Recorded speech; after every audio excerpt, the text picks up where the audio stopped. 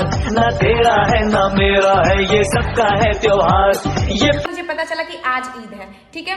उसके बाद सारा रिएक्ट साक्षी पे। मुझे पहले क्यों नहीं ये लोग बताया। मैं अच्छे से कोई बढ़िया से कॉस्ट्यूम भी नहीं ले पाई, जो पुराने मेरे पास थे वही मैंने यूज किया। हेलो एवरीवन, आज मैं लेकर के आई हूँ आप लोगों के लिए अंजलि की ये प्यारी सी वीडियो क्लिप, जिसमें आप लोग देखने वाले हैं कि अंजलि क्या कर रही हैं। लेकिन सबसे पहले आप सभी लोगों को ईद मुबारक। सच में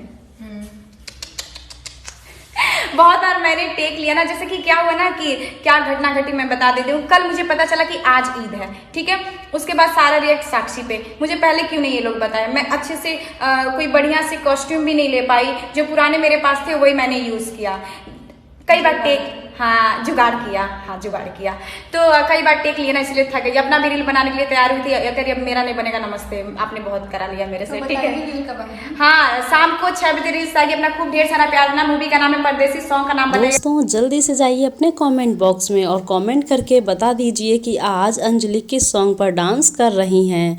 so friends, thank you so much.